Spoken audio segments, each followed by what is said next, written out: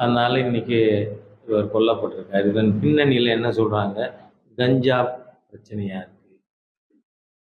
முக்காவாசி படுகொலைகள் அதுவும் திருநெல்வேலி மாவட்டத்துல மட்டும் இந்த திராவிட முன்னேற்றக் கழகம் ஆட்சிக்கு வந்த பிறகு ஒரு மாவட்டத்துல 700க்கு மேற்பட்ட கொலைகள் நடந்திருக்கு.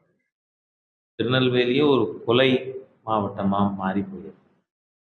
இப்போ அது நம்ம டோர் ஸ்டெப் வர காரைக்குடியில பொதுவா காரைக்குடி மக்கள் அமைதி விரும்புகின்ற மக்கள் இருக்கிற இந்த ஊர்ல இன்னைக்கு நடு ரோட்ல படுகொலையானது நடந்திருக்கு.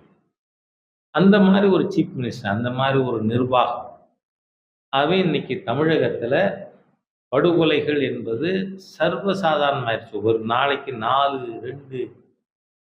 இதுக்கே மாண்புமிகு முதல்வர் அவர்கள் ராஜினாமா பண்ணிட்டு வீட்டுக்கு போனாங்க.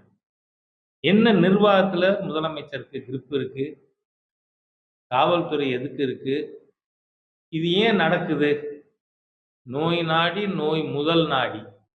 இன்னைக்கு தமிழக அரசும் காவல்துறையும் பிஜேபி லீடர்ஸ் பின்னாடியே போய்கிட்டு இருக்காங்க.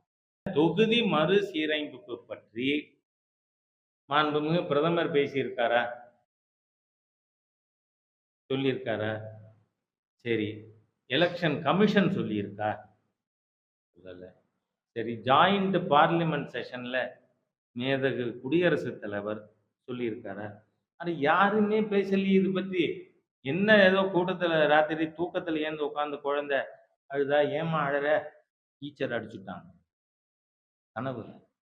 பாதகம் செய்பவரை கண்டால் நாம் பயம் கொள்ளலாகாது பாப்பா. மோதி மிதித்து விடு பாப்பா, அவர் முகத்தில் உமிழ்ந்து விடு பாப்பா. அண்மை செய்திகளை உடனுக்குடன் தெரிந்து கொள்ள இணைந்திருங்கள் எம் நாடு தொலைக்காட்சியுடன்.